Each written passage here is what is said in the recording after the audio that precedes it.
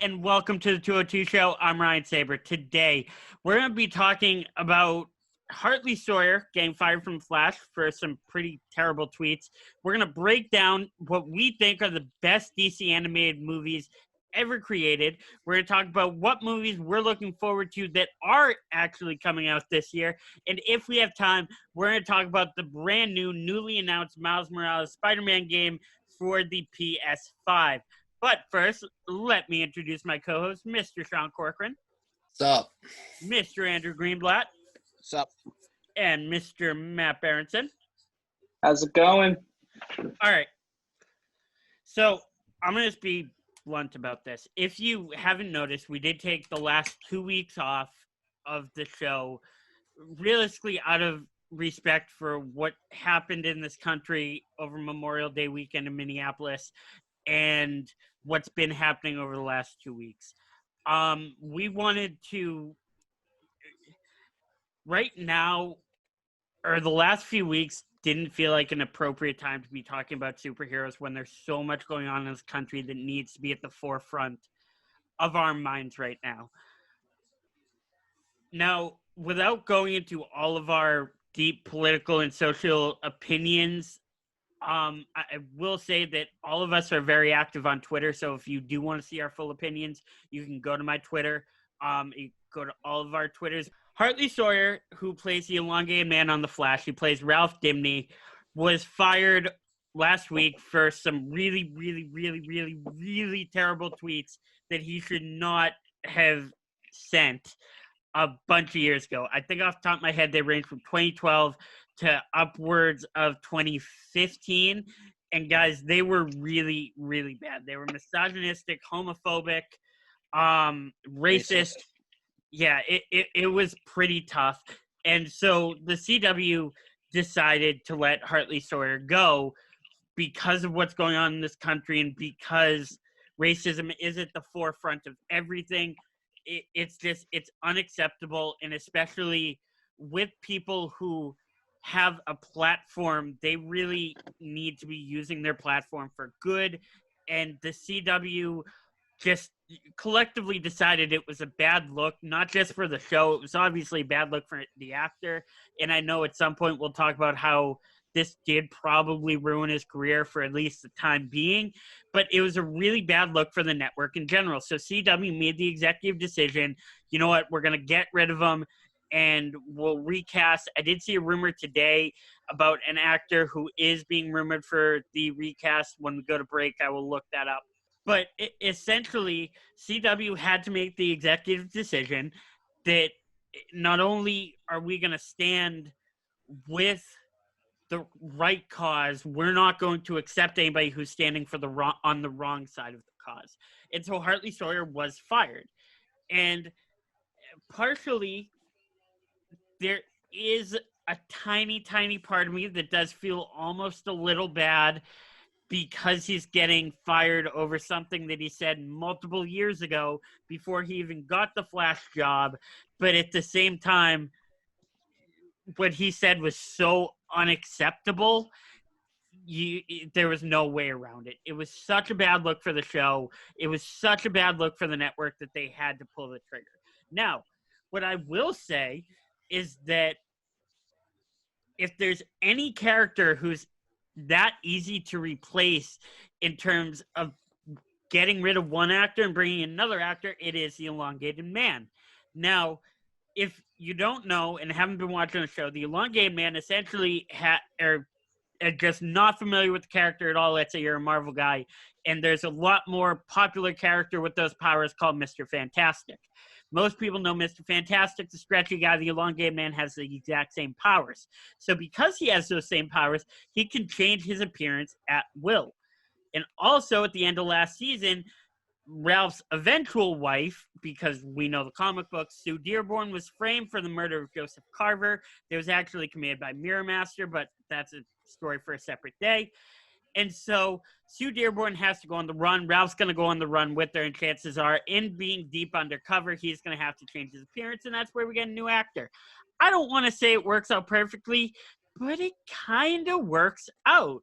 If there was any character this could have happened to, this would have been the right one. So I don't want to feel like I'm asking you guys a rhetorical question and saying, was this the right move for the CW? Because it was the most obvious move. I don't think there was any way around it. I think, in my opinion, it's really a bad look for the CW that they didn't vet him before hiring him. That they didn't have someone check his Twitter, especially with how socially conscious society is. And mind you, The Flash as a show came out in 2014. The first season was 2014. It was my freshman year in college. Hartley Sawyer didn't join the show as the elongated man until season 4. That was 2018. People were pretty quote-unquote woke by 2018. And so to me, it's just funny that they didn't do their homework. Now, there is the other rumor going around, and I know Greenblatt and I had discussed this last week kind of in private, that people are expecting Danielle Panabaker to be on the chopping block too, because there have been rumors for years, and I mean years, like people have been saying that Danielle Panabaker and Candace Patton don't get along. Now, personally, I'm not going to say, oh, well, a white actress isn't getting along with the black actress, it must be racism.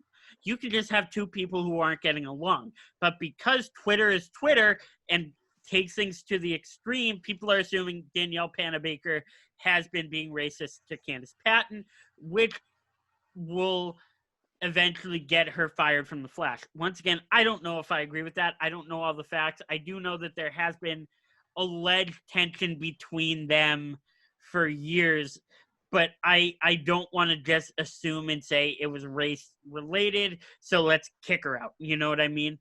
So I want to know from your guys' perspective, Sean, why don't you go first? What can the CW do to, aside from making the press releases and aside from putting out all the super polite statements, and Eric Wallace, the showrunner of The Flash, who is a black man, put out a really, really strong statement about how disappointed he was in Hartley Sawyer. What can the CW as the network do to try to put on a more polite, not polite image, but try to clean up that mess? Well, first of all, they could start, vetting more into any show they make. They got to look into their actors and see what they've done in the past. 'Cause the fact that they skipped this or whatever happened is kind of just mind-numbing in a way. Let this slip through. Yeah, I don't get it. I don't know what happened. I don't know if we'll ever know what happened, but and that's the thing. It is a very, very hard question. Yeah. But I think the first thing you pointed out is realistically vetting everybody they have to make sure this can't happen again. And from this point forward, they have to check every single tweet every actor ever sent. And it's really, really, really sad that they have to do that. Because part of me wants to say, in this society, it's sad that every single tweet you have could be the end of your career. At the same time, the liberal and Democrat in me wants to be like, those are terrible, terrible, terrible things to say, and the person deserves to be fired for it. Now, Greenblatt, I want to ask you, because a lot of times when a major cast member, and granted, Hartley Sawyer wasn't a major cast member. We're not talking about Grant Gustin, Candace Patton, or Carlos Valdez, who might be leaving the show anyway, but that's a different situation. He is. Huh? Pretty sure he is. Yeah, that's a different conversation. A lot of times when you replace one actor with another, it can do a lot of damage to the show. Do you think actor replacing a side character like the elongated man could damage the Flash? No. Or, as I already said, do you think they could use it as a plot point going forward? I think they can 100% use it. They will 100% take advantage of that situation. It is not going to damage the show in any way if they replace the character. I mean, I don't even think he was that much. Well, I mean, I hated his character, but that's just me. And that's the other thing too. It wasn't. The problem is, and what made me so disappointed about this, aside from the fact that it's an actor on one of my favorite shows who said some pretty despicable shit. What made me so disappointed is that over the last season, you really did grow to love Ralph. And I know me and you were talking about, you were telling me how you really got turned off to The Flash in season 4 because of the fact that they brought in this absolutely goofy, dumb, corny character. He completely ruined the show for me. Yeah, like, and I he dropped was the show blatantly because annoying. of him. And as I've said previously, in season 4, Ralph is annoying as shit. Jim Carrey knockoff, hate him. Season 5, he's okay. Season 6, you genuinely grew to like him. And that's why it really was disappointing, because this is a character who you felt like had grown over the last 3 years. So it really is tough. And Matt, I want to ask you, do you think over the next few weeks we're going to see other actors on the chopping block? Yeah, I think at certain points it's inevitable, and I think a lot, like, whenever there's a situation like this where you can pull something out and get someone canceled, which, I'm all for taking racists and bigots and homophobes out of the spotlight, but cancel culture is a whole other monster that just doesn't necessarily always function the right way. No, However, yes and no, I agree. It's You know fair. what I mean? Cancel culture is horrible. Yeah. It's, So, no, Ryan, no. I see the look on your face. It is an awful, awful culture that just does not belong. Because Harvey most of Weinstein. that wasn't That's cancel different. culture. that's That is not cancel culture. cancel. That's I'm a talking about. rapist. I'm talking about cancel culture, like on Twitter, which is mainly just K-pop stans posting their goddamn fan cams on Twitter. Exactly. Because they're like, oh, this person said something like that we don't like specifically, which is Cancel not them. like, which is just offensive to this one other artist, which is not really that bad. There's like, it gets No, on- I get you. No, that's what fair. that's the cancel culture I'm talking about. Yes, but it's also, and I know we're getting off topic a little bit, but that's kind of the beauty of the podcast. We can get a little bit off topic. It does all of this, and I know this is two totally separate sides of the spectrum. These are totally two separate things. And if I offend anybody with what I'm about to say, I totally do not mean to.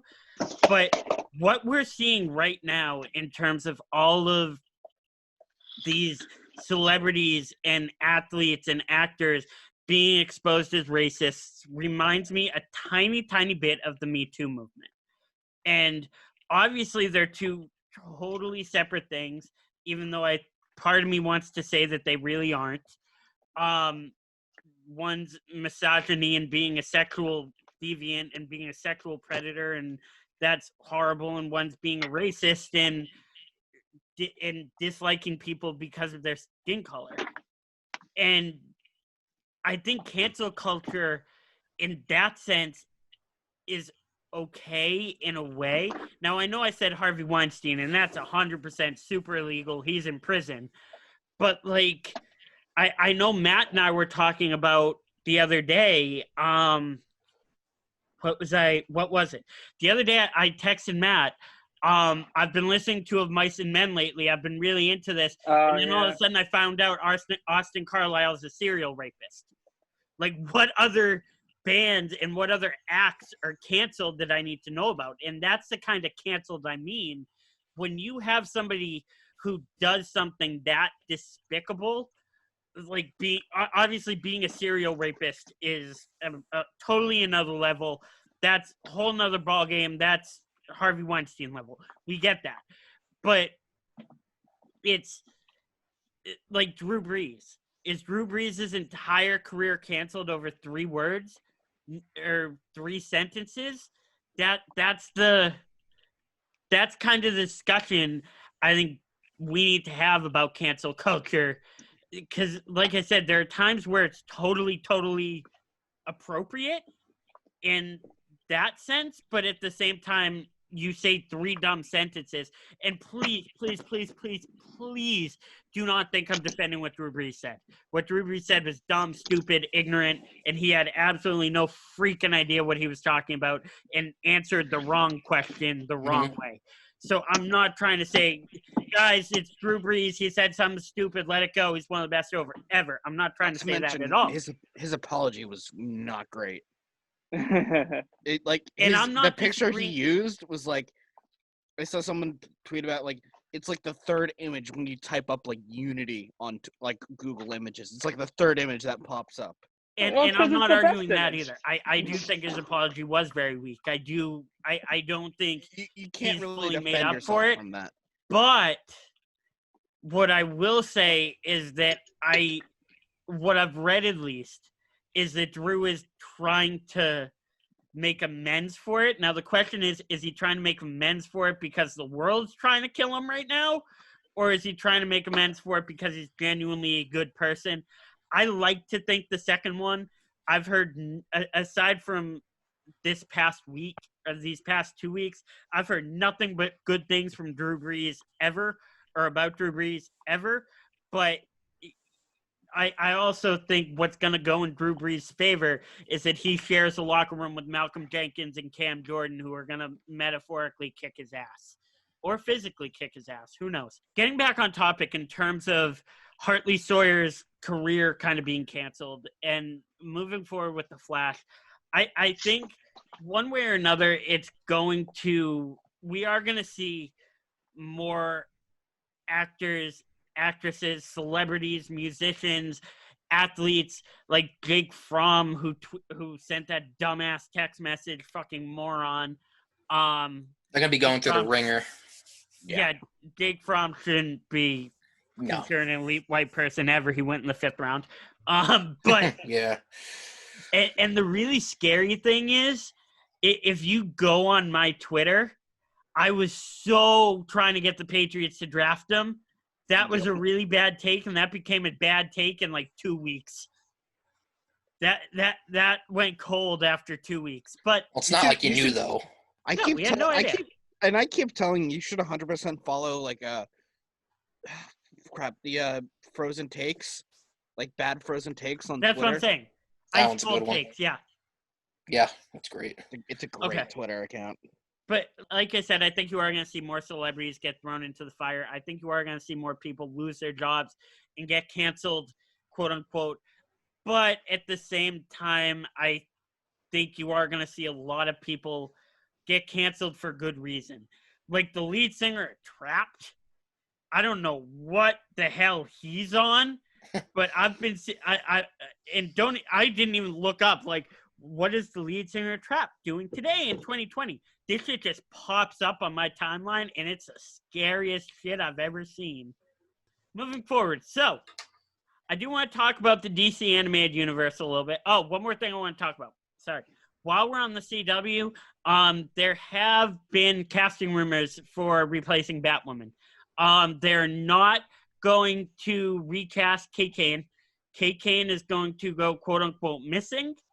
And that's what's going to inspire Luke Fox to become Batwing. And they're going to cast a new character. The character's name is actually Ryan. I forget the last name. And her backstory is that her parents were killed by Scarecrow, which is going to push her to become Batwoman. I am going to check the name real quick. Just make Batman Inc. at that point. Yeah, honestly. Ryan Ryan Wilder. If you're gonna make Batwing and Batwoman, just make it Batman Inc. No, honestly. Because that'll also bring in name recognition too. Yeah. Just don't kill Damian with Ravager, whatever the hell his name was again. Because that hurt. I hurt. Oh, I wanted Damian to die. Fuck Damian. I hate Damian. Oh, okay. He's gotten better. No, he hasn't. Fuck Damian. All right. Back at it. I mean, if you were raised by Ra's al Ghul, you would turn out that way. Yes, yeah, but get better eventually. I thought he did get better. Not really. He's still a dick. Yeah, his entire personality is being a tool. His entire personality is arrogance. Do you know who I am? Entitlement. I just like that he bullies Superman. Yeah. And his kid, right? Yeah. Yeah. All right. And what happens when he does? It's very similar to the scene in the Avengers Puny when God. Thor and Hulk are fighting alongside each other, and then at the end, Hulk just punches Thor through a wall. Yeah. Yep. Believe me, I've been reading the what's it called, Super Sons book. John beats the Okay. crap out of him, and it's hilarious. So I want to go into ranking our best DC animated movies. Now, once again, as we do every list, every time, I want to start out by saying these are completely our opinions. And if you have a different one at the top or different ones at the top, feel free to comment down below because that's what we're here for. So, there are 38 DC animated movies. We're going to try to rank the top 12. And if we struggle there, then we'll see what happens. But I've got my in list. the category, here's what we have. Or to choose from, mind you. Here's what we have. Superman Doomsday, Justice League The New Frontier, Batman Gotham Knight, Wonder Woman, Green Lantern First Flight, Superman Batman Public Enemies, Justice League, Crisis on Two Earths, Batman Under the Red Hood, Superman Batman Apocalypse, All-Star Superman, Green Lantern Emerald Knights, Batman Year One, Justice League Doom, Superman vs. the Elite, Batman Dark Knight Returns, Superman Unbound, Justice League Flashpoint Paradox, Justice League War, Son of Batman, Batman Assault on Arkham, Justice League Throne of Atlantis, Batman vs. Robin, Justice League Gods and Monsters, Batman Bad Blood, Justice League vs. Teen Titans, Batman the Killing Joke, Justice League Dark, Teen Titans Judas Contract, Batman and Harley Quinn, Batman Gotham by Gaslight, Suicide Squad Hell to Pay, Death of Superman, Reign of Superman, Justice League vs. The Fatal Five, Batman Hush, Wonder Woman Bloodline, Superman Red Sun, and Justice League Dark Apocalypse War. Wow, I did not realize until I read all of those super fast that they are basically just Justice League and Batman cut down the middle. So, Pretty much. yeah, I want to try to rank them 1 through 12 at least, and I'm going to start out and do the first one just to try to get us rolling. And I thought we were going to read our individual list. No, we're gonna make one whole list. No, we're gonna fight over this and make one collectively. All right. You guys can take the lead. You guys know this more than me, but I'll add commentary. Okay. So Did you actually watch Justice League Frontier yet?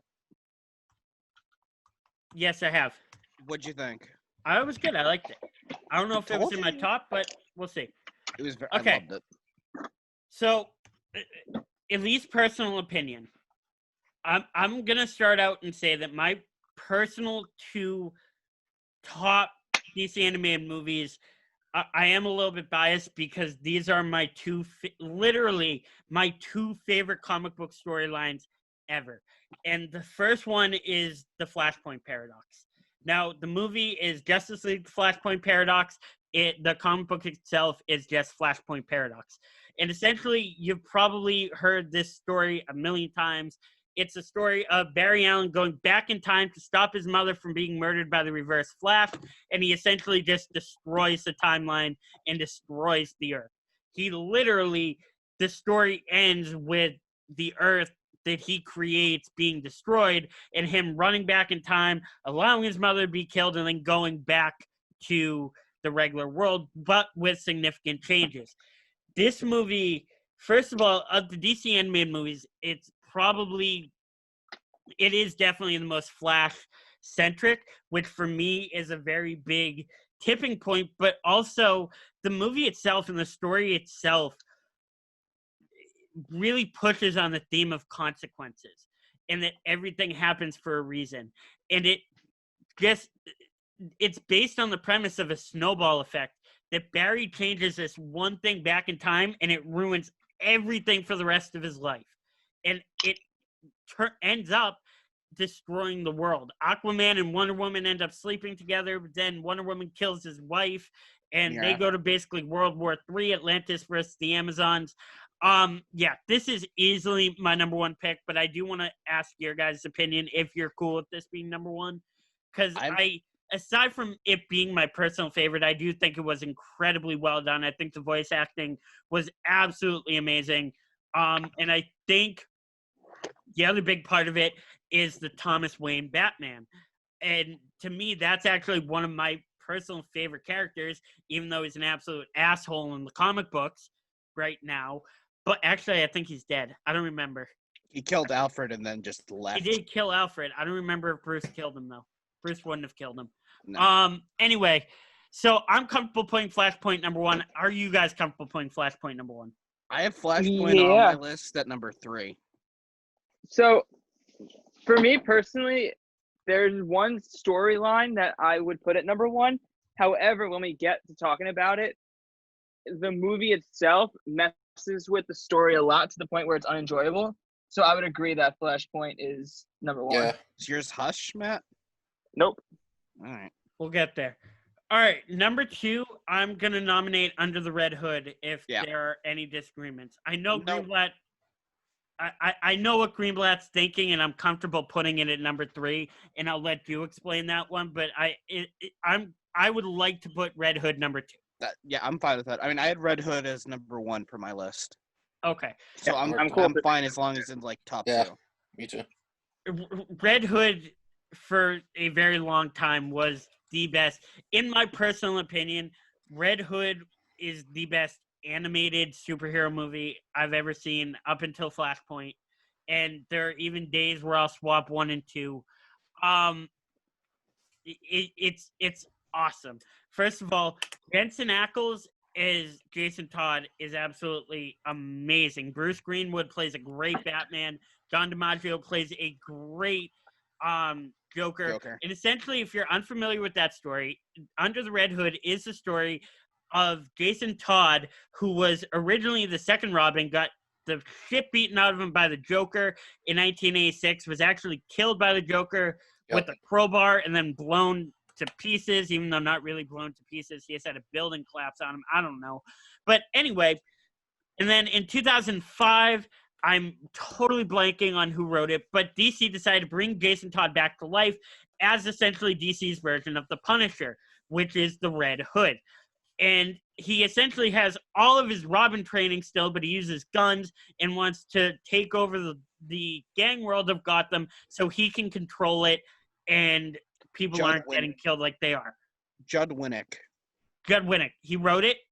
Yes, and he was the artist for it too. That makes sense. And then 2010, they adapted it into an animated movie. And I have to say it is basically frame for frame with the comic book, except for a couple minor changes. First of all, the biggest change is when they have him fight those cyborg ninjas in the comic book, that's actually supposed to be Deathstroke. And a couple of his other assassins. And they pretty much cut Deathstroke from the whole movie. What? They had, Jason Isaacs was in it too. He played Raish. There you go. Yeah, this was. And Bruce Timm played the Riddler in it. There you go. So. And Neil Patrick Harris is Dick too. I forgot about Neil that's Patrick what I'm saying. Harris. It had a stud cast. The cast is ridiculous. Gary Cole played Commissioner Gordon. The cast is ridiculous. And it was just, like I said, this is one of my personal favorite superhero movies. Ignoring the animated part, as a superhero movie, this is one of my favorites. This is so well done. The book is amazing, and it translates perfectly. So that's my number 2, once again, unless there are any objections. No. All right, Greenblatt, do Doom. Number 3, Justice League Doom, which I had on my list as number 2 because I honestly prefer that storyline over Flashpoint. I know. Justice League Doom, if you don't know, is based on the Tower of Babel storyline, which involves Tower of Babylon. Tower Babylon, sorry.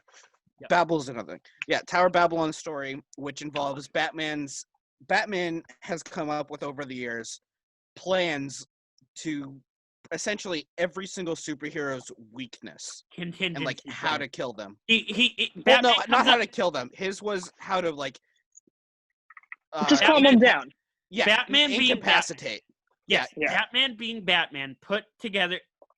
The Tower of Babylon story is that Batman being Batman put together contingency plans for what would happen if any of the Justice League members went rogue. So he had Kryptonite. He had a way to stop Wonder Woman. He had a way to stop Green Lantern. He had a way to stop Manhunter. Huh? And Martian Manhunter. All Martian Manhunter needs, you just need a box of matches. Well, that too. But Batman comes up with contingency plans, and then they end up getting hacked, and Justice League gets attacked. Greenblatt, keep going. So what involves is his plans get hacked, and they sent the League of Villains, or is it the Is it the League of Villains or the what was it? What was the? I think it's what was Legion their- of Doom. Yeah, the Legion of Doom. God, I'm an idiot. Legion of Doom. They get the plans, and they essentially go after every single member of the Justice League. Wasn't I forget that was Cyborg was in that. I'm pretty Cyborg sure. was in that. That was Cyborg's Yeah. first appearance. Yeah. And what I also love is the movie starts off with Batman going up against the Royal Flush Royal Gang, Flush Gang. which was an awesome scene because Batman's That was a just great having. movie altogether, man. It was a great movie. Cast was great because they got like they got the Justice League cast like from the cartoon for it. Yeah. And the thing with it's just a fun movie. You get to see like essentially the Legion of Doom incapacitate every member of the Justice League. Bane comes after Bruce, like in a very messed up manner. Yeah. He digs up his parents' graves and then shoves Bruce into it. Like he didn't re-break his back, but like he injured him pretty severely. It's a fun movie to watch through. Like long story, it's just watch it. It's on HBO Max right now, so if you have HBO Max, go watch it. Yeah. Okay. Matt, you've been pretty quiet. You want to nominate a fourth one? Yeah, I'll actually bring up the one I was alluding to earlier because even though it almost kind of it seems very, I guess, obvious, I think I but know. at the same time, I think it still holds up. So I'm gonna nominate Killing Joke at number 4. Yeah. I highly disagree. I know you do. Let him Now, explain. Here's my thing. Greenblatt, shut the fuck up. Here's my thing. I love you, buddy. Can't see it. My It's thing fucking is- blurred out. My thing is that minus the first 20 minutes, it sticks to the original comic book, which I love, Oh, yeah. and Yeah. it's an all-around great movie. Yeah. You have The last an half awesome, an hour, you have- perfect. exactly. You have an awesome cast. You have just one of the most iconic comic book stories of all time, and minus a weird not even love triangle, just a weird will they won't they between Batgirl. Batman and Batgirl. Yeah, that was brutal. That Yeah, it's nobody terrible. asked for ever. It's just No one ever wanted. It's a good movie. it's only good half of a movie though. That's the thing. And that That's a great point. Unfortunately, You can't really go because it's only a good 30 minutes, which is like an episode of a TV show. You can't put the movie. You can't put this at number 4, especially with as bad of a first half of it as it did, because it's so unfair to some of the other movies that are on here. I will not disagree that the back half is really great. unfortunately, I do agree with Greenblatt on that. You Yeah, can't- no, you I can't put totally this get that. You can't even put this in the top 5 because of I'll even argue the top 10 because there are so many other great movies on this list. And I get your point, but I do also very much agree with Matt how well done the last 30 minutes were. Again, 30 minutes doesn't make a movie. It's just a TV show. It's just an animated. You can't cut out that first half an hour. You can't. It's awful. It's some of the worst. I have Killing Joke because of that first half. Is Endgame not one of the top 5 best Marvel movies ever? Yes, I enjoy all of Endgame. I love the time for travel. the first hour. I love the time travel stuff. I enjoy that part. I wouldn't compare Endgame to Killing Joke. I wouldn't. I get your Killing Joke was so ridiculously bad it's in another league. I'm just saying because of how good the end of it was, I think it puts it in that category. Makes up for it. All of Endgame is great though. It really is. There aren't like okay, but what I'm saying is the last hour of Endgame. I will never compare the end of Endgame to any other movie because you cannot compare that battle scene to any other thing, just because of how fan servicey it is and how fantastic and how great it is. I think I agree with you, but I need a second to fully compose it. But yes, I agree. I want to save Killing Joke. I am going to put it in the top 12, even if it is number 12. But Yeah. All right. Can I I nominate a movie for number 4? yeah, go for it. Justice League War. That was gonna be my next pick. Yeah. Justice League War starts off after first movie after Flashpoint, kicks off the what is now known as the DC, was known as the DC DCAU. animated DCAU. We get one of my personal favorite superheroes, Captain Marvel, because they can't call him. No, you have to call him Shazam. You can't call him Captain Marvel. Well, no, Yeah. you can call him Captain Marvel in the comics. You can't. The thing is, they can call him Captain Marvel in the comics. You just can't title the comics Captain Marvel. Yes. I absolutely hate that. It's just like, It is get dumb. rid of it. It's dumb. But It really. well, it's not DC's fault. They lost the license for it. Well, they sold the something license like in stupid. the 50s. The other company is literally named Marvel, Right. and Shazam's a pretty badass superhero name. So He is. just let it be. Could have gone worse. Yeah. I mean, Justice League War, you get the parademons involved right away. I mean, this movie sort of inspired Justice League 20, like the Justice League movie, like with the parademons involving Darkseid.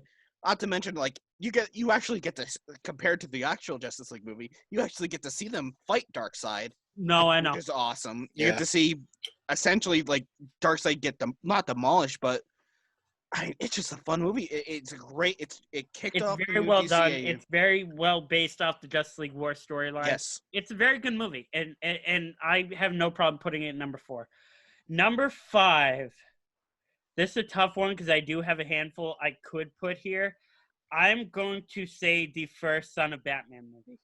I actually had that in number 12. Really? Yeah, for my number 5, I had Superman versus the Elite.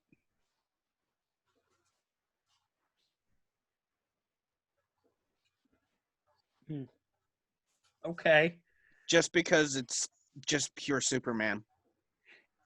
Okay, so I would say Superman versus the Elite, then Son of Batman. I'm fine. I mean, I just would like. It doesn't have to be number 5. No, but I know. I would just like it in the top 10. I feel like here's the thing though. Aside from Red Hood, I feel like Son of Batman was the best animated Batman movie we've got. And because it's Batman, I feel like there are extra points pushed towards that. Does that make sense? Yeah, Mhm. I mean, Yeah. I try to do a little more variety in my list. A little bit. And I get that, and we are going to Yeah. have a lot of variety in this list, but in terms of the best Batman stories, we had Ra's al Ghul, we had Deathstroke. It was Batman being introduced to his son. I mean, it had that hilarious scene where Dick goes, "Did you lose something?" And he's got Damien tied up, and he goes, "I found a kid here. He says he's yours." And Bruce is like, "Okay, I'll be right there." I mean, if we're gonna be doing best Batman stories, then we might as well just do Dark Knight Returns. I mean, because yeah, I mean, Dark Knight Returns is number 5. Yeah. Yeah, I forgot about that. I forgot about that one for a minute too. I was looking down the list because I'm like, what am I missing? No, Dark Knight Returns is number 5. I mean, First yeah, of all, like if Yeah. we're doing Batman stories like on this list, Dark Knight Returns over any other Batman story. that's the thing. The comic book Dark Knight Returns is arguably, if you ask most comic book nerds and comic book enthusiasts, they'll tell you Dark Knight Returns is the best graphic novel ever written. I don't know if I agree with that. I think there are some more modern Batman storylines that I think are really, really good. I'm not going to say that the Court of Owls. Batman Rebirth, it just came out last year, but Yeah. I'm telling you, City of Bane, really good. No, I'm not going to try to argue that over Dark Knight Returns. I think I might even argue Red Hood. Long Halloween was 96, but Dark Knight Returns is Dark Knight Returns. It is widely known as the best Batman storyline ever for a reason, and the movie pretty much hit it out of the park. It wasn't, to me personally, it wasn't as memorable as the 4 above it, and I think that's why I have it at 5. Yeah. It's hard to I mean, they did a good job recreating the comic. They did an amazing job. It's just that's one of the things you want to read the comic for because it's just the legacy because the of comic's that much well done. Yeah, I mean, you also get better done. I'm sorry, I don't use correct grammar for that. Yeah, I mean, you also have one of the best dark, like most like brutal Jokers. Yeah, and you have Yes. probably the most brutal Batman. Yeah, You, I mean, it's essentially yeah, what you almost inspired. get- It's Sorry. what inspired the Ben Affleck's Batman. It Essentially, definitely did, and aside from those brutal, stupid one-off comics where Batman's physically abusing and beating the shit out of young 10-year-old Robin and making him eat dirt and shit like that, aside from those weird one-off comics that we all pretend don't exist, this is the most brutal version of Batman we've ever yeah. and probably will ever see. I really hope Well, it's unless the they most brutal we ever see. I don't animate wanna the see him the become an Dark evil Knight. dick again. Unless But- they animate the Dark Knight metal movie, like books, like unless they animate those. Yes, but that's not true Bruce Wayne. Yeah. That's not Earth Prime Bruce Wayne. Yeah. I'm talking Bruce Wayne, legitimate Bruce Wayne, non-multiverse. That's the most dark Batman. Yeah. And Yeah. it's enjoyable. You know what I just realized we didn't put on the list? Yeah. Batman Beyond the movie. That counts too, but that wouldn't be in the top 5. No, not top 5. No, but like top 12 or top 15 maybe. It might about there. Yeah. All right. Also, so can we moving on, then I would pause. Can we put a pause really quick? I'm about to piss my pants. Good.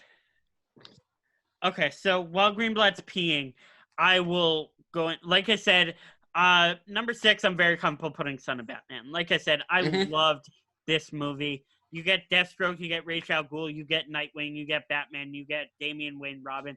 I hate Damian Wayne Robin, and in this movie, Damian Wayne Robin is a full-blown douchebag. And it's kind of fun to see him get the crap kicked out of him sometimes. Oh yeah. Like it makes it worth watching in some ways. It's like watching that little kid who's like, hey, look, I can jump over this fence, and then tries to jump over the fence and lands directly on his nuts. And I'm like, your fault. Good way to put it. This little kid because he's Ra's al Ghul's grandson and he's Batman's son, he's like, I'm going to go beat the shit out of Deathstroke. And we're like, that's Deathstroke, bro. It's not going to end well. I'm like, that's Deathstroke. His name is Deathstroke for a reason. And he loves like, beating on Robin. I got this, and it's like kick in the face. No, you don't. So we're doing Son of Batman for number 6? Yes, I'm comfortable with Son of Batman number 6. All right. For number 7, Death of Superman / Reign of the Superman. That's exactly what I was thinking. That is literally exactly what I was thinking. Death of Superman 7, Reign of Superman 8. All right. And I know, because me and you had it. We've had this discussion. Yeah, when we were discussing the segment. Yeah, in the first place. I know me and you were talking about counting this as one movie. Yeah. But because we already counted Dark Knight Return, like Batman, like the Dark Knight Returns, which is 2 movies. Yes, but that is literally Dark Knight Returns Part 1 and Dark Knight Returns Part 2. This isn't Part 1 and Part 2. This is 2 separate stories. You know what I mean? It's like, I guess.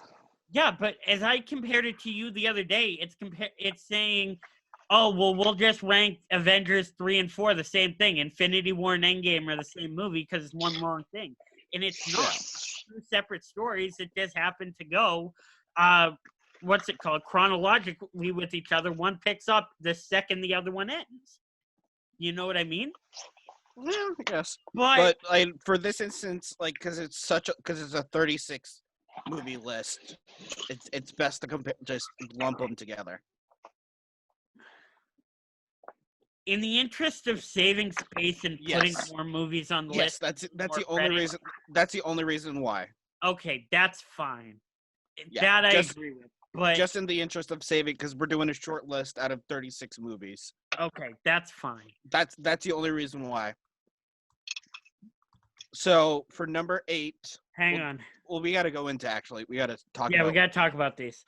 Death of Superman. Same old story that's been told a bunch. Doomsday shows up, kills Superman. Well, Doomsday shows up. The Justice League tries to fight him, and Clark comes in ex machina in the last minute and fights him. And Clark realizes, oh shit, I can't beat this guy. And they essentially end up punching each other to death. I am not going to lie to you. I have not cried at any movie in probably the past 10 years This is the only one I can remember crying. Not Endgame? No, I didn't cry at all in Endgame. But I What cried at the death of Superman. Really? Okay. 'cause I Ryan was cried- pissed off. The entirety of Endgame, Ryan was just sitting there really confused and really mad. I cried at the end of Endgame. Sean Oh, was I sitting. could witness it. I was right yeah, next I was to him. gonna Yeah. say Sean was right next to me when we watched that movie. I mean, I also cried at the end of Infinity War when Peter died. Yeah, Infinity War was rougher for me. Either way.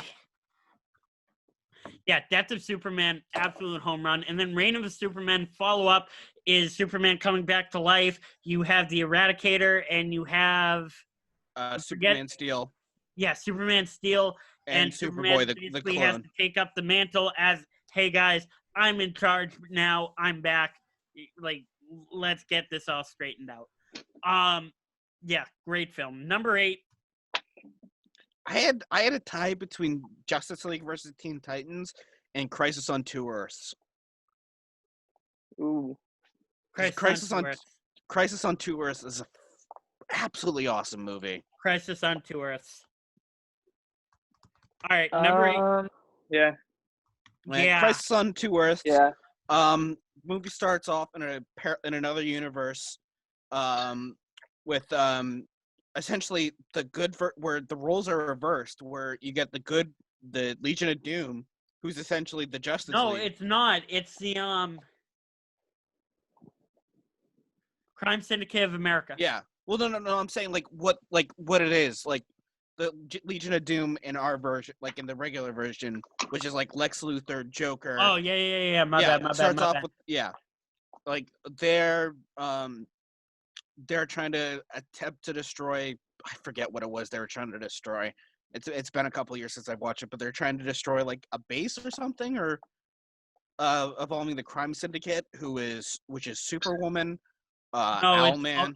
Nope, Ultraman, Owlman, Power Ring, Johnny Quick, and Johnny Quick. Who's the last one? Who's Wonder Woman? Superwoman. Is it Superwoman? Yeah, I'm pretty sure. I'm like 90% sure. Like she was just called Superwoman in the show. Okay, In well, the keep movie. explaining it while I look this up. So, in an effort to try to save their world, they were trying to get the dimension teleporter, like to transport to get to a different dimension. So, Lex Luthor, good version of Lex Luthor, and whatever they called the Joker in that movie, attempt to steal a dimension teleporter, to go to another dimension to get help, because the Crime Syndicate, which is essentially the evil version of the Justice League, It's take exactly over. the evil version Yeah. of the Justice League.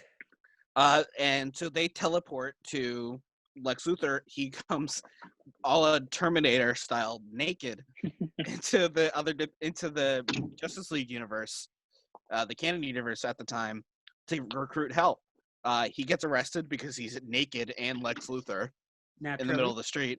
And Superman finds out pretty quickly he's from an alternate universe because he x-rays him and sees his heart's on the other side, which essentially makes it a billion times easier to Lex Luthor to convince them he's from another planet.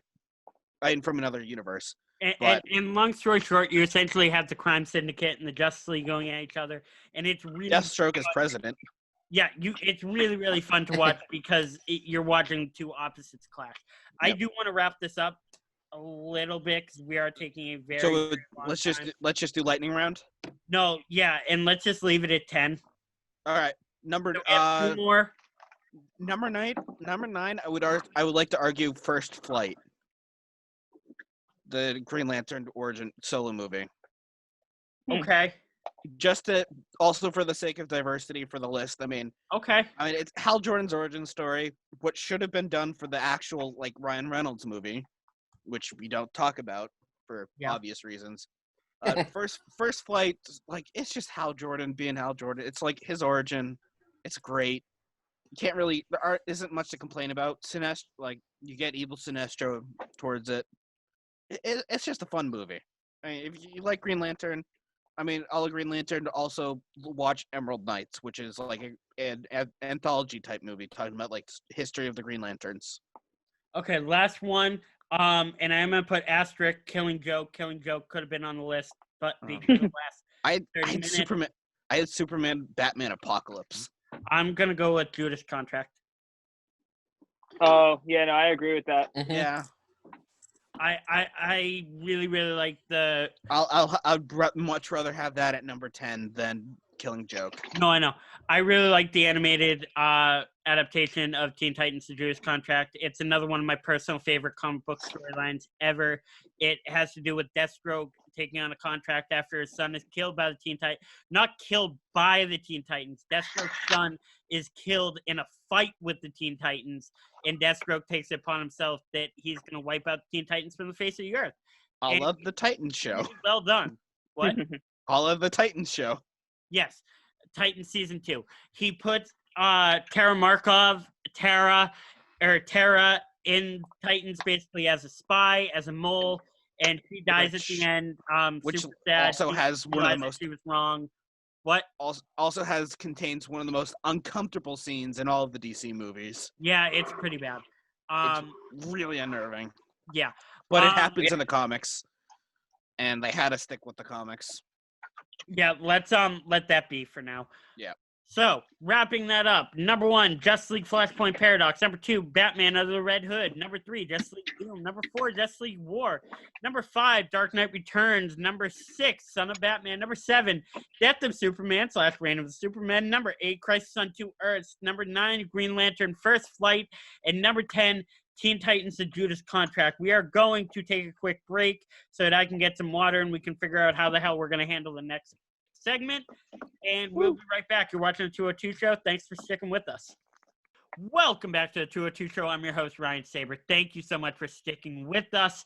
So I want to basically do a little kumbaya circle and talk about our most anticipated movies for the rest of 2020. Now, obviously, you guys know because of the COVID outbreak and all the craziness and the fact that movie theaters are shut down, a lot of production companies decided to push their movies off from May, June, obviously, to later this year. A lot of movies that were set to be released later this year got pushed to 2021. So, with what we still have, I want to ask you guys, Greenblatt, I will let you go first because you were the one who came up with the idea for this segment. What is your most anticipated movie for the rest of the year? My number 1 movie is not a comic book movie or a superhero movie. I don't but think any of us are doing superhero movies. Yeah. I'm not. My number 1 pick is Tenet, the new Christopher Nolan movie starring David Washington from BlacKkKlansman and Ballers. And Robert. Great actor. Yeah, he's awesome. Well, he's Denzel's kid, so yeah. Is he He's really? got the talent. I think so. I thought so. I'm pretty sure he's his son. I thought I looked it up, and I was pleasantly surprised. Okay. Yeah. Yeah, he's Denzel's kid. No wonder he's such a great No fucking... shit, he's good at his job. Yeah. Good genes. All right. Yeah, no fucking shit. All right. Well, yeah, all right. Your useless fact of the day. This is I what would- I would would've- have gone on. Yeah, I did not put the two together. I thought he just had the Oh, I didn't either until after the movie came out. I was like, huh. I was looking up. I was just looking at it. It says Denzel Washington's son. I'm like, huh. Did not know that. Yeah, no, I had no idea, but that, I mean, Greenblatt, Yeah. Tenet. We don't really know what the movie's about. It involves some secret agency involving just called Tenet, which involves you get some special abilities or some sort which allow you to move things reverse in time. I have no idea. It looks like Inception Chris- 2.0. It's essentially, but it's Christopher Nolan, so it's gonna Christopher Nolan, all like Inception, so this movie is gonna be a goddamn masterpiece. Plus, it's gonna be one of the first movies we're gonna see in as Robert Pattinson in an action role. Right before Batman. I was gonna say we better get used to Robert Pattinson Yeah. in an action role. I'm excited. We're gonna find out if it works. This movie looks absolutely incredible. I just they've already pushed the date back a month. Yeah. Oh, not a month, a few weeks. It was originally supposed to come out July 2nd, but it just got pushed to the 31st. I might if movie theaters are open, I'm gonna risk it because I really want to go see that movie. Because especially since it's going to be at the IMAX in my area. You can wear a mask. I mean, I will. I'm going to wear gloves too. But yeah, no, I'm going to see this movie. If you there's wear an an IMAX hazmat suit, can you send me a picture? I'm not going to wear a hazmat suit, but I will buy the hazmat suit I will chip if you wear it.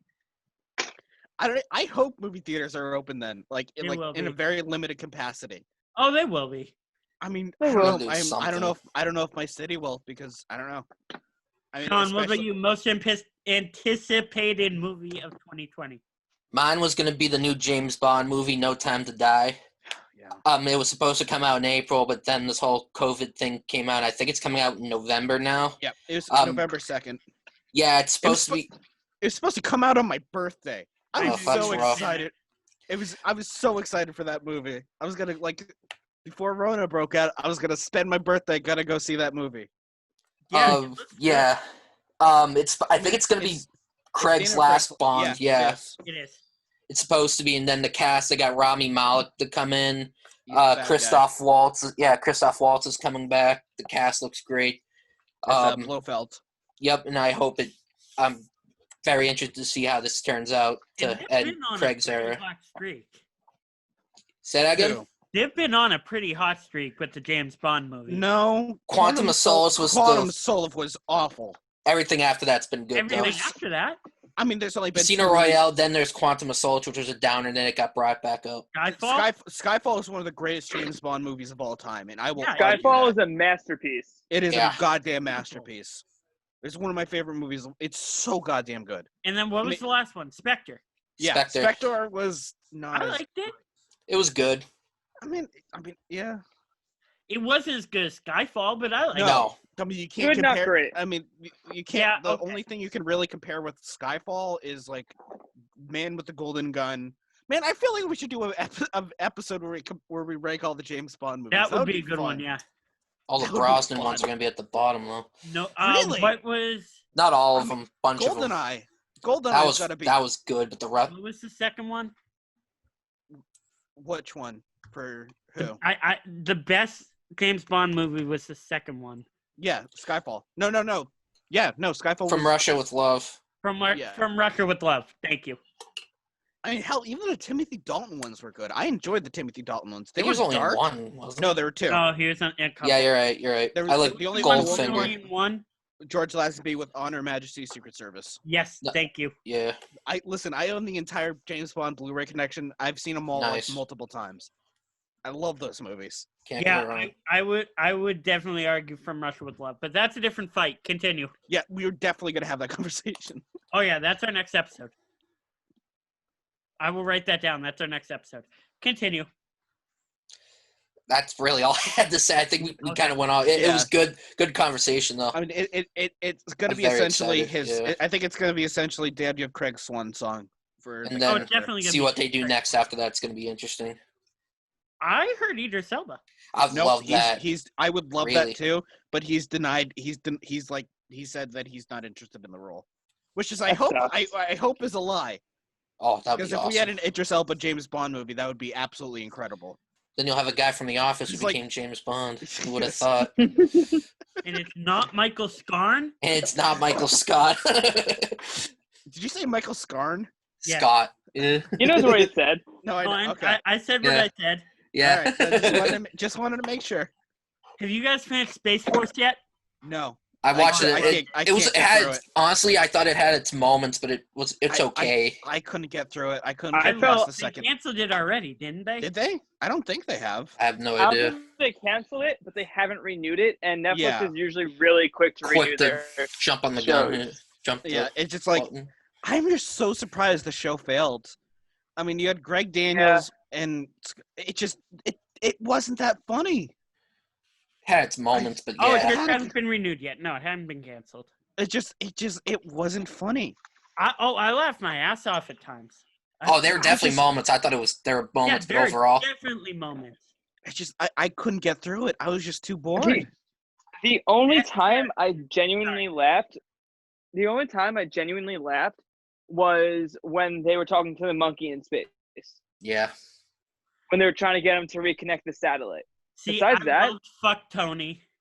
Fuck, Tony. Yeah. I mean, Ben Schwartz is the best part of the movie. Ben Schwartz I mean, is like Ben Yeah. Schwartz is best. By the way, everyone should 100% watch Middle Distance Schwartz on Netflix. 100% you should watch yeah. it. Yeah, me It's too. so- I'd- It's so So goddamn funny. funny. It is I've so been funny. funny. No, I thought John Malkovich was really good too. I thought he did good. Yeah, John Malkovich. I love John Malkovich Malkovich. I mean, Yeah. he's great in everything. It felt I'll finish it at some point.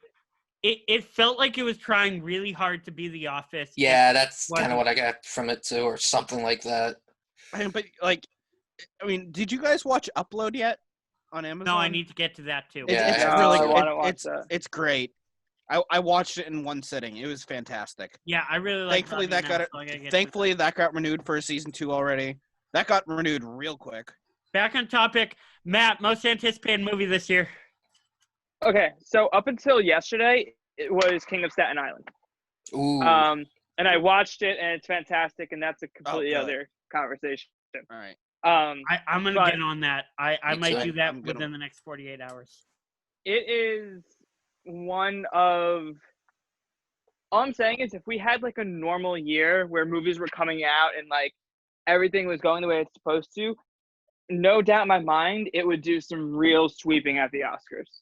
Oh yeah. Speaking of the Oscars, that it just was announced today that it got delayed till April. Yeah, I mean, I mean, obviously, if what were they this gonna? if this was gonna be a regular year, my most anticipated movie would have been Ghostbusters Afterlife. True. I am a giant ass Ghostbusters fan. I love Ghostbusters. I would have absolutely loved that movie, and I'm so goddamn sad it got delayed till March. So 'Cause Matt, I was- Anyway. what is your most so excited for that anticipated movie. movie? Anyway, as standing right now, I'm kind of tied for 2, All which I right. know is cheating, but I'm just gonna say it.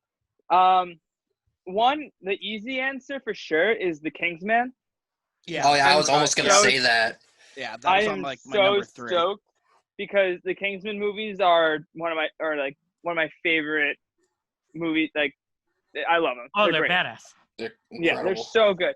They're so good. But coming in at a close second, and you guys might either be right on board with me or laugh at me.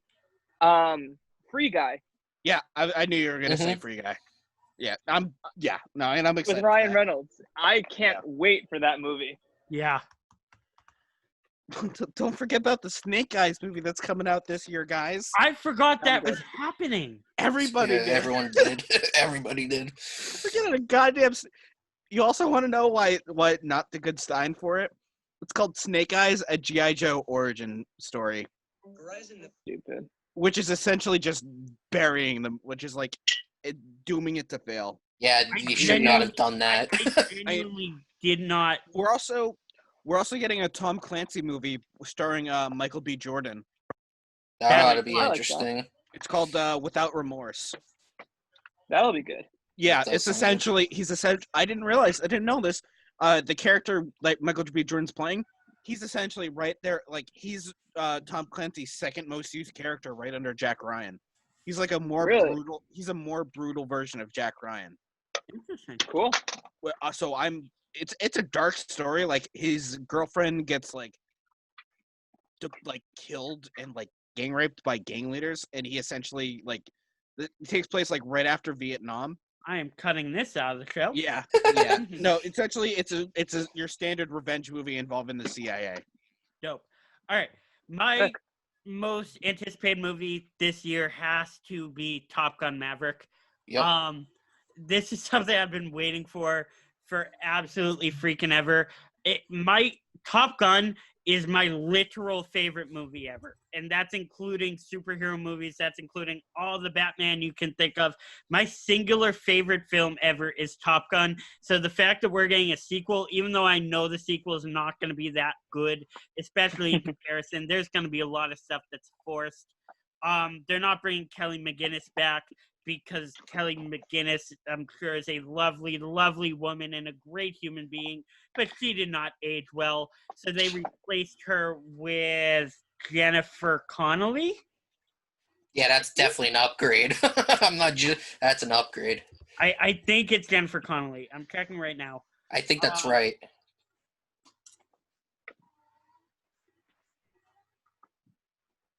I think she also came out Yeah, as and gay Miles too. Not Teller. that means anything. Yep, and Miles Teller is in it too. He's married to Paul Bettany? Yeah, I saw that. I was pleasantly surprised by that too. I'm like, huh. Wait, who's married to- Cool. Jennifer Connelly. Yeah, she was she's the voice of the AI in Spider-Man Far From Home. Oh, that's right. Oh, that's dope. Yeah, You're right. Like, they Forgot did that. about They did that purposely. Like, You're right. so Jarvis's wife essentially Oh, that's fucking playing the awesome. second. That's I great. thought you guys do that. No, I I forgot. didn't. I did know that. I completely forgot. Okay, anyway, I'm stoked for this movie. Like I said, this is one of my favorite movies ever. I'm so excited for the sequel. Even though, like I said, I'm fully gonna admit my expectations for it are not that high. I'm sure that the cinematic quality and the plane scenes are gonna be fucking crazy. Like, Wait, didn't they also didn't he actually fly jet? Didn't Tom Cruise actually learn to fly fighter jets for the movie? I'm sure he did, because yeah, let's be nothing real. would Because surprise me. for Tom Fallout he learned actually how to fly like Apache helicopters. Yeah, and he's still Of course he floating does. in between a freaking mountain. And Yeah. Tom Cruise is the only actor who plays a secret agent who could probably at this point be a secret agent. I mean, like, Yeah. Yeah, I can see that. Matt, you don't like Tom Cruise, right? Okay, here's my thing. I don't Yeah. not like Tom Cruise, but I don't know. He's so in the middle of the road for me. I don't look forward to movies with him in them, but They filmed one right down the street from my house he was in, and it was just awful. I mean, Tom Night and Cruise day. has done he's done very few bad movies.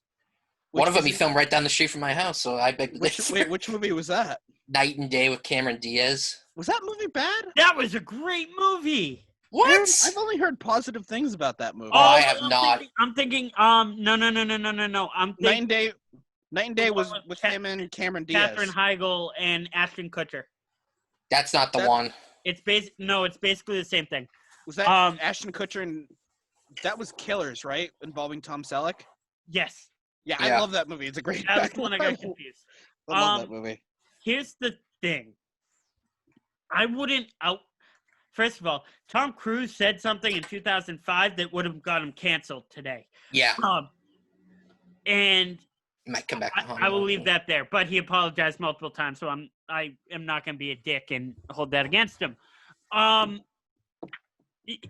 I wouldn't outwardly say Tom Cruise is one of my favorite actors, but two of probably my 5 favorite movies of all time star Tom Cruise. Mm-hmm. One Really? of them being Top Gun, the other one being Days of Thunder. All right. I was gonna say one of the Mission Impossible movies. No, Days of Thunder. All right. God, I love the Mission This Impossible one's for movies. you, Harry. Dude, such arguably the best race car movie ever. Probably. Talladega Nights. That was the only other one I could think of that's probably better in all I mean- seriousness. But What about Cars? Or Cars 2 or Cars 3?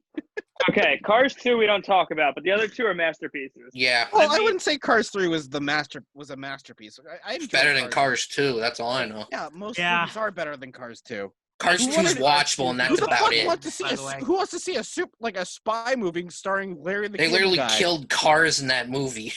It's a freaking kids movie. What were they Like, thinking? with one of the worst plot twists in movies that I've ever seen. I didn't mind it, but it's definitely, compared to the other 2 movies, it's an absolute dumpster. But, you know. okay. We talk about real cinema on this show. Oh yeah. That's fair. Oh, that's Oh fair. yeah. That's definitely not one of those movies. All right. We have been going for a little bit over an hour at this point, but I do feel like we would be remiss not to talk about the Miles Morales Spider-Man game for at least a little bit. Just Mhm. bang out a couple minutes. First of all, I just want to say how absolutely stoked I am for the PS5 in general. I know Greenblatt is much more excited than I am. I have a Just whole segment planned what for the those PS5 were. if Ryan will let me. I have a whole segment planned just to talk about everything revealed at the conference. We because so much might was do that announced. next week, but because we are a superhero and nerd culture show, I think we'd be really remiss not to talk about Spider-Man, especially because I don't know what your feelings on Miles Morales are, but I know me I think it's great. absolutely fucking love Yeah. Miles as a character, and I'm so stoked that. So unfortunately, I have to admit, Greenblatt had to explain this to me a little bit. It's not a direct sequel to the game. It's essentially an expansion. It's what's called the standalone game. It's not a full game. It's like half of a game. Like, it's not going to be as in depth as we're getting. Bring some elements to it, but it's a overall different game. DLC. It's essentially a very expensive deal. Like, what it is to compare it to other games is Uncharted Lost Legacy and Infamous Last Light. Both PlayStation exclusive titles. Both games everybody here should play if you own a PlayStation. So the Uncharted games are good to know. Easily one of my favorite games of all time. Essentially, I actually do have one of them. Essentially, it's going to be another campaign mode starring Miles. Am I correct? Yes. Yeah. It's because what they're most likely, if they're smart, which I have the absolute most trust in Insomniac, because all Insomniac does is they just make bangers of games. They made Sunset Overdrive. They make Ratchet and Clank, which also a new Ratchet and Clank game just got announced, which I'm super goddamn excited about. But I'll get into that later. But Insomniac, all they do is make great games. And that's not even mentioning how good Spider-Man PS4 was. No, like what they're gonna do for the Spider-Man sequel is what I'm hoping they're gonna do. Like 50% Peter, 50% Miles. That's what I hope they're gonna be doing. I want to play as Venom. That's not gonna. You want to go play as Venom? Go play Spider-Man friend or foe. That's a deep cut. First of all, that's a very, very deep cut. Very. I don't envision them doing or like Black Order. Yes. Like Ultimate Alliance. That's a good game. I don't envision them doing a Venom campaign. No. But I can't see them doing a Venom game. Huh? I can't see them doing a Venom game anytime soon. They wouldn't do a Venom game either. Oh, they might do a Venom game. That might be pretty cool. I don't think so. Maybe like a side I don't DLC. Think it wouldn't sell enough. No. It wouldn't reach the heights of what Spider-Man did. It's such a revolutionary game. What I very much could see happening is them doing some form of Venom DLC for the next Spider-Man game. Possibly, but kind of like Batman Arkham did, where you could play AR challenges, but like combat and stealth challenges as Batman, Nightwing, Batgirl, Harley Quinn, Catwoman, Red Hood, pretty much anyone you could think of. Like 3 different Robins. So that's kind of what I imagine. But the only question I really want to ask is, who do you think the villain's going to be? I don't know. It could be anybody. I don't know. It's going to be kind of difficult. Because, I mean, the easy answer is obviously Green Goblin, but I don't think they're going to do it. I feel like everyone, when it comes to Spider-Man, they've been doing so much to stay away from that. I mean, recent years, this is already you have to also remember, in this universe, he's been Spider-Man for 8 years. Yeah. So he already has this established rogues gallery. Like, we already know for essentially if you only get the scene if you 100% it. But at the end of Spider-Man PS4, you find out, like, throughout the game, it's being said, like, Harry Osborn is in, like, another country, like, on a sabbatical. But you find out Harry Osborn's going to be the Green Goblin or Norman? Because they Harry teased Norman. They also teased Harry because he was all green. Like, he was in this back to tank covered, like, in, like, just green. He was So green. It was Norman, though. No, it was Harry. No, that was Harry. Because Harry was sick, and they're using the Goblin Serum as treatment. I know that, but they also had a couple shots of Norman where they had a green tint over him. Well, yeah, that's just a homage. That's a homage to it. That's no, like they're 100% going to have Harry as the Goblin. Okay. I mean, they're going to go like for. But that has to be a Peter villain. I'm talking about. I know, but use the Green Goblin for Miles Morales. That'd be like the Joker is a main villain in a Nightwing game. Valid. It works, but I'd rather something that have Nightwing fight Deathstroke. Yeah. And the problem is, I can't off the top of my now, mind you, I've read some Miles Morales comics. I am not as versed in Miles Morales comics. I haven't As- read his since he came into the modern universe, like the canon universe. I read all of his Ultimate stuff because I was Yeah, heavily I've read the invested- Ultimate. I haven't read. Yeah, Uh, because he joined the Ultimate. He joined the was it the Champions? Like with the Miss Marvel, Yes. Younger Nova. yeah. I something think they were like called the Champions or something like that. not Yeah, Young yeah, they Warriors, right? What? Not Young Warriors, right? No, the Young Warriors are their whole other thing, and they're Totally like the separate league. new Young Warriors are like the We most talked about atrocious- this. Yeah. Let it go. I can't. It's the I most, know. it's like it's an atrocity. We've been over It's this. the worst thing. Talked about ever. safe space. I know. We've been over this. Greenblatt wakes up sweating in the middle of the night, just screaming. It's not okay. No one wants He's rolling over in his grave. Oh, Matt, I actually got to talk to you something Stanley related later involving There we go. Kevin Sounds good. Smith. All right. Yeah, but I am very excited to see. I can't, like I said, I can't wait for this game. It's gonna be I'm great. so stoked that it's coming out this year with the PS5. We're gonna find out sooner or later who the villain's gonna be. I originally thought it could be Electro, even though Electro It's already taken care of. was already taken care of and got put in the raft at the end of the first Spider-Man game. He was part of the big villain fight with Dr. Octopus. Sinister Six? Yeah, They I did mean, Sinister Six? but I mean, they could that's- do Sandman, possibly. I was even thinking Craven. Oh, that would be a good one. I think Especially Craven since, would be great. especially since Miles's powers are more spider-like. I'm so excited that we're gonna get I cannot wait to use the Venom touch in the game. That is gonna be so goddamn. That's going to be cool. I'm so Sorry about that. and like they showed off the little teaser of it in the trailer. The electricity, yeah. Yeah, the Venom shock is I think it's what they call them. Yeah, I'm dude, pretty I'm sure what so they. stoked for this game. I'm so excited. All right. That is going to wrap us up because at this point, we have been recording for an hour and a half. We'll never stop talking if we keep No. going. Thank you guys for sticking with us. As always, we are the 202 show for every single one of us. I love you guys. I appreciate you so much. Greenblatt, I am going to clean that up now. All right. It's the goddamn Thank truth. you, and we will see you next week.